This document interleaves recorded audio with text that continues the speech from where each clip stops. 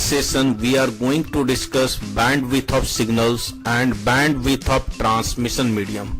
Go through the previous sessions. You must open the book of NCERT of class 12th part 2 and the chapter is communication system, page number 517 and 518. In the previous session we have discussed about the communication system. The communication system consists of transmitter, channel and receiver. There are different types of communication system, and the types of communication system depends upon the range of the frequency of the message signal. There are different types of message signal and their frequency range are different.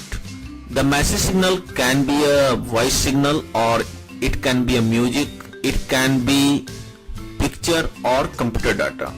For each type of message signal there are different frequency range, and according to the different frequency range we need different type of communication system. As we have discussed that in a communication system the message signal can be a voice, music, picture or computer data. Each of these message signal has different range of frequency, and the type of communication system needed for a given signal depends on the band of frequencies which is considered essential for the communication process, right? For speech signal the frequency range is 300 Hz to 3100 Hz. That means the bandwidth of the speech signal is 2800 Hz. The bandwidth of a signal is the difference of maximum frequency and minimum frequency. For the speech signal the minimum frequency is 300 Hz and maximum frequency is 3100 Hz. The difference of 3100 Hz and 300 Hz is 2800 Hz, and the bandwidth of the speech signal is 2800 Hz, right?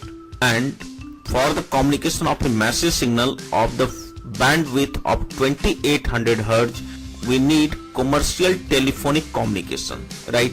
That means commercial telephonic communication is used to transmit the message signal which has the bandwidth of 2800 Hz. There is another type of message signal, that is the music signal, and the bandwidth of music signal is 20 kHz. Now for the video signals or picture signals.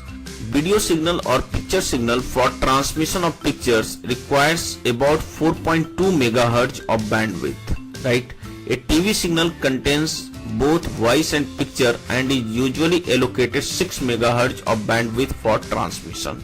Now we are going to discuss about the digital signals, and digital signals are in the form of rectangular waves, right?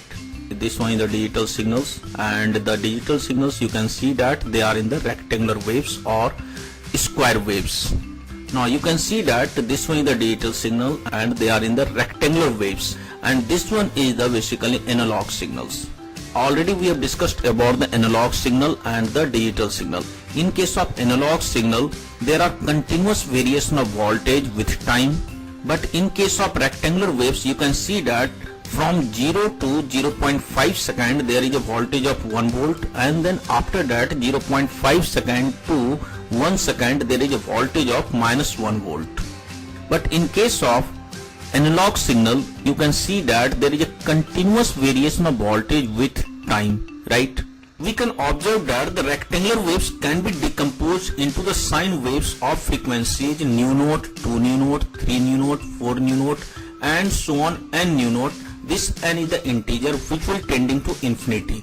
That means we can say that if we can superimpose the sine waves of frequency nu naught, 2 nu naught, 3 nu naught, 4 nu naught and so on n nu naught, and this n will be the integer and this n will be tending to infinity, then one can get the rectangular waves. This is the first harmonic of sine wave, this one is the second harmonic of sine wave, this one is the third harmonic of sine wave, and this nu naught is called the frequency of the wave. This nu naught will be equal to 1 by t naught, and this t naught is called the time period of the wave. This one is the rectangular wave and this one is the one sine wave. This one is the resultant of the superposition of two sine waves.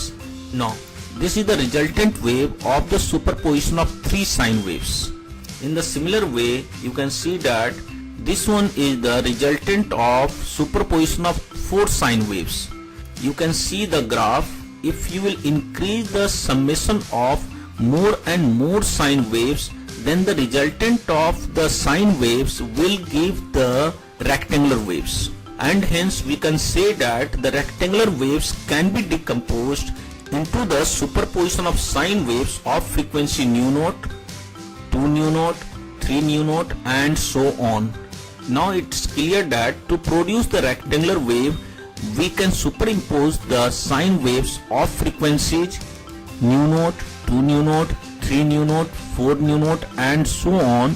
That means a rectangular wave will have the infinite bandwidth. For practical purpose, the contribution from higher harmonics can be neglected. That means we can neglect the higher frequencies, and by doing this we can limit the bandwidth, right?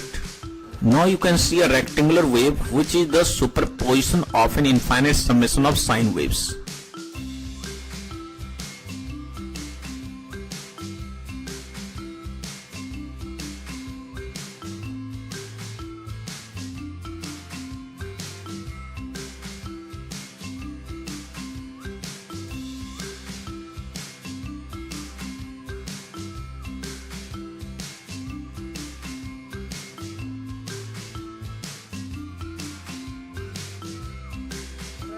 Different types of transmission medium used for the communication purpose, and this transmission medium offers different bandwidth. One of the transmission medium is the wire, and coaxial cable is a widely used wire medium. It offers the bandwidth of 750 MHz. Another transmission medium is the free space, and it offers the bandwidth of few hundreds of kilohertz to a few gigahertz. 1 gigahertz equals to 10 raised to the power 9 hertz. 1 kilohertz equals to 10 raised to the power 3 hertz. Third type of transmission medium is the fiber optical cable, and it offers the bandwidth of 1 terahertz to 1000 terahertz. 1 terahertz equals to 10 raised to the power 12 hertz. 1 terahertz, that will be equal to 10 raised to 12 hertz. This one is a table for important wireless communication frequency bands. AM broadcast needs the frequency band of 540 kHz to 1600 kHz. FM broadcast has the frequency band of 88 MHz to 108 MHz. Television has various frequency band that you can see. For the service of cellular mobile radio, the frequency band will be 896 MHz to 901 MHz for the communication from mobile to base station, and from base station to mobile we need the frequency band of 840 MHz to 935 MHz. Now there is another service, that is the satellite communication, and for uplink we need the frequency band of 5.925 GHz to 6.425 GHz. Uplink means that the communication going from a satellite to ground. Downlink means that communication going from ground to a satellite, and the frequency band of downlink is 3.7 GHz to 4.2 GHz. Now you can solve the following questions which is based on the discussion of this session.